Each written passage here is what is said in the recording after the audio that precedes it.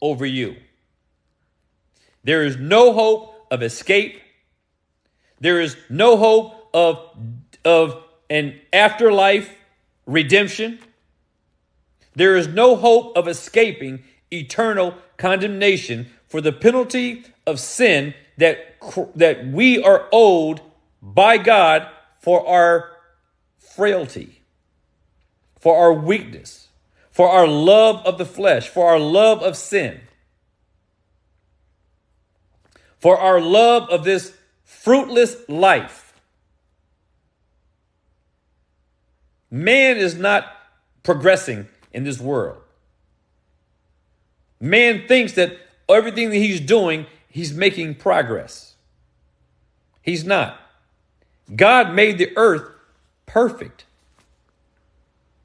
But it was progress that destroyed it. Adam and Eve thought that they were being progressive, and they plunged the whole world into sin. The progress of man is digression. It is not progress. You can't start with perfection and think you can make progress. How do you improve perfection? You don't. But unbelievers don't believe because they cannot believe. They cannot because they will not. And they will not because they cannot.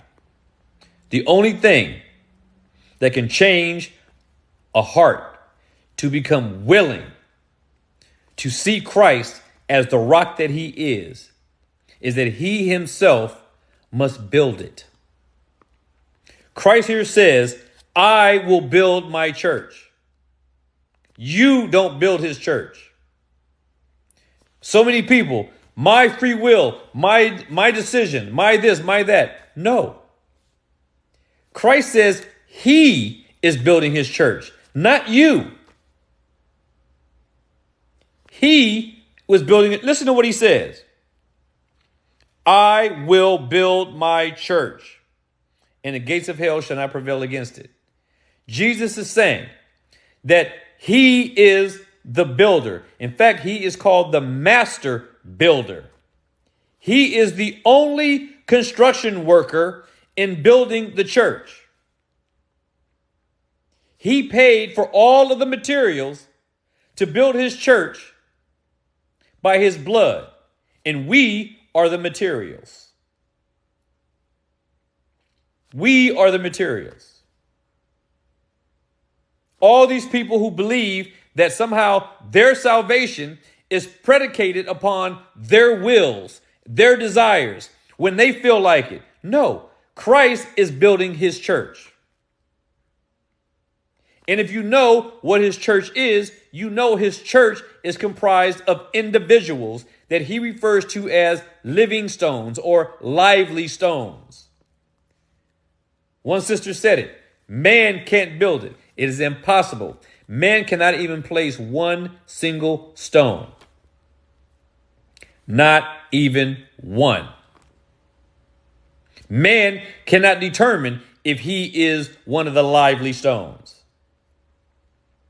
Christ is the one that determines what will outfit the construction of his church. He is the one who determines who is fitted to be made one of these stones. And it is not random. It is very specific.